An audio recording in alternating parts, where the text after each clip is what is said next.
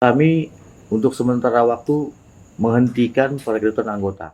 Artinya GRIP menutup orang baru untuk masuk ke GRIP. Sementara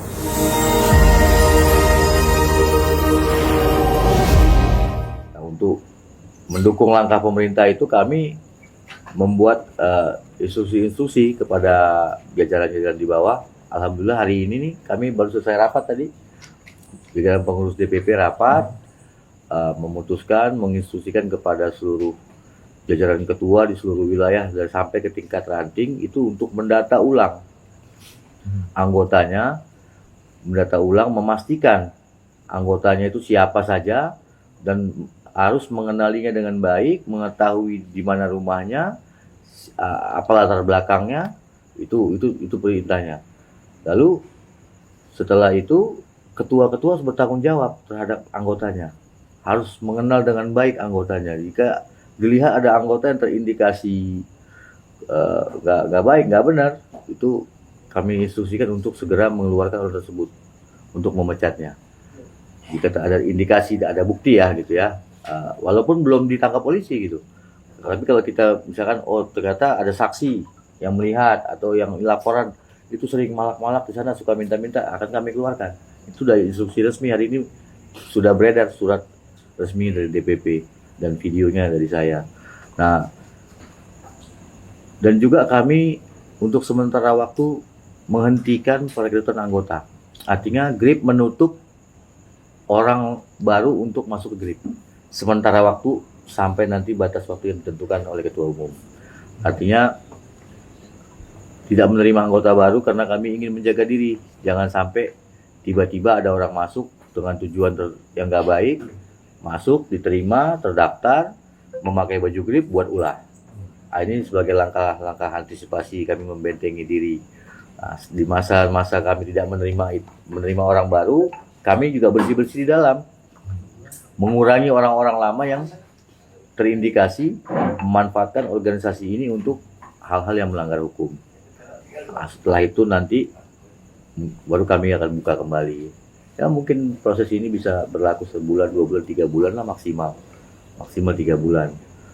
Nah, itu langkah nyata yang diambil oleh organisasi untuk memperbaiki diri agar bebas dari oknum-oknum yang menyalahgunakan keanggotaannya di ormas kami.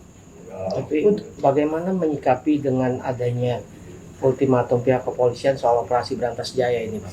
Seperti apa, Bang? Menyikapi dari Ormas GRIP sendiri? Kami mendukung. Nggak ada masalah dengan hal itu. Di GRIP sendiri nggak ada masalah. Seperti teman-teman lihat aja di sini biasa-biasa aja. Nggak ada sesuatu yang kami ketakutan atau nggak ada, karena kami nggak merasa seperti apa ya. Kalau yang ketakutan pasti pelakunya dia. Jadi ya silakan Pak Polisi atau pihak yang ditugaskan oleh pemerintah untuk memberantas para pelaku kriminal ini ya, yang dengan jargonnya premanisme. Alhamdulillah masyarakat ikut tenang, nyaman, kami juga bersih-bersih diri dibantu sama polisi. Kami mendukung. Bagus itu program. Oke, untuk penyortiran sendiri nantinya kan berarti kan membutuhkan proses yang cukup luar biasa rumit dan panjang, Mas, ya, karena paling tidak kan harus tahu background seseorang segala macam. Iya. Nah, itu seperti apa tuh nanti? Iya, melalui para ketua-ketuanya. Jadi ketua ranting itu dia harus kontrol anggotanya. Dia harus tahu anggotanya. Dia harus bertanggung jawab terhadap anggotanya. Kalau nggak mampu jangan jadi ketua. Nah, ini jadi tanggung jawab ketua di setiap wilayah itu sekarang harus kami minta gitu. Kami minta, nggak bisa asal-asal merekrut orang aja. Yang punya catatan hitam berarti tidak bisa bergabung dengan GRIP? Nggak bisa, kami mau bersih-bersih. Kami mau bersih-bersih. Dan hari ini tadi saya rapat tadi siang dengan ketua umum, dengan beberapa orang profesor, ada dari partai-partai, artinya bukan orang-orang sembarangan lah. Mungkin teman-teman juga sebagian dari mereka teman-teman kenal. Alhamdulillah sudah sepakat bergabung di DPP, menjadi pengurus di DPP, para intelektual, para akademisi, ada guru besar juga, nanti akan jadi dewan pakar, ada dari berbagai partai, dokter-dokter, nah, itu nanti yang akan jadi pengurus di DPP ini. Nah, momentum ini kami jadikan percepatan bagi kami untuk segera memperlihatkan diri, memperbaiki diri kepada masyarakat bahwasanya kami itu bukan organisasi premanisme. Bang, terkait pernyataan Pak Pauka yang mengetahui bahwa Ketum sebagai pelaku sejarah, itu seperti apa Pak Pauka? Ya, kalau itu kan lebih kepada pribadi ya, pribadinya Pak Pauka dengan Ketua Umum itu memang ada hubungan yang sangat erat ya, sangat erat. Mereka berdua adalah sama-sama orang yang memiliki sejarah dengan Pak Prabowo bersama-sama, ya itu memang hubungan yang bagus, baik, sehat. Memang mereka itu terlibat dalam sejarahnya Pak Prabowo, banyak itu bukti-buktinya, dokumentasinya. Tapi kan masih banyak orang yang tidak tahu sejarah itu atau bahkan menutup mata lah ya. Iya. Sebagai sekjen GRIP juga untuk bagaimana mensosialisasikan atau memberitahu ke orang bahwa ini ketua kami bukan juga orang yang seburuk itulah ya. Itulah. Jadi kan ini kan juga terjadi kan tiba-tiba di luar dugaan kami yang tadinya ini 2 minggu 3 minggu ini kenceng ya kan. Sebelumnya nggak ada apa-apa dengan ketua umum kami Pak Hercules. Ya kan tiba-tiba sepulang dari suatu tempat kayaknya cikal bakalnya di situ terus terjadi seperti sekarang ini ya kami ya harus menjelaskan kepada masyarakat bahwasanya ketum kami itu, pemimpin kami itu nggak seperti itu. Itu kan framing aja. Itu framing. Kalau memang itu kenyataan, mungkin udah ada orang yang buat laporan polisi kali ya. Tapi kan sampai sekarang nggak ada yang buat laporan polisi. Itu aja gitu. Dari situ aja kita menilai. Kalau memang ketum kami itu penjahat, ketum kami itu pelaku pemalakan, preman, apa semua, ada buktinya lah polisi aja.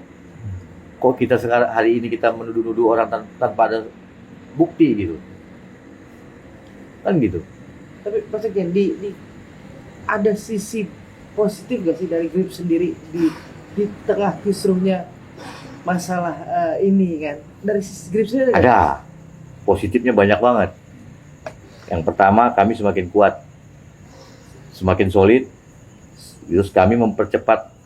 Tadinya ini kan memang program kami jangka panjang ini, step by step membenahi. Akhirnya jadi sekarang di jangka pendek dipercepat gitu. Dipercepat untuk bersih-bersih, untuk merapikan ini ya. Positifnya jadi kami bekerja lebih cepat. Nanti akhirnya organisasi kami terbangun lebih cepat, terlihat elegan gitu. Dan di antara sesama kami persatuan semakin kuat. Di daerah juga semakin kuat.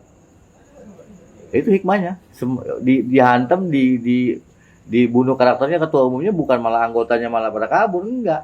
Tambah kuat, tambah bersatu kita. Dan juga memperbaiki komunikasi internal di dalam ya, Pak Sekjen? Iya, memperbaiki, kami jadi sering komunikasi, sering apa. Ya, bagus, terima kasih sih. Terakhir Pak Sekjen, berarti isu di mana bahwa anggota sendiri merasa ketakutan, anggota itu merasa ketakutan dengan adanya masalah ini, bahkan tidak mau mengenakan atribut, itu nggak ada lah. Nggak ada, biasa-biasa aja. Saya pakai kemana-mana, mobil branding gitu, muter-muter kemana, nggak ada. Itu hanya isu-isu yang dibuat di akun-akun yang nggak jelas, memang framing, faktanya nggak ada apa-apa kok. Aman terkendali. Di daerah masih melakukan kegiatan sosial, masih normal biasa. Dan responnya juga Baik, karena kami kan selalu berhubungan dengan masyarakat, selalu ya gampang kok. Ini di kantor markas besar kan di sekeliling ini kan perumahan warga nih. Coba ditanya sama warga sini. Ada nggak warga itu yang diganggu, ketakutan atau apa dengan adanya kantor di sini? Kan bisa ditanya, bisa disurvei lah gitu, bisa disurvei.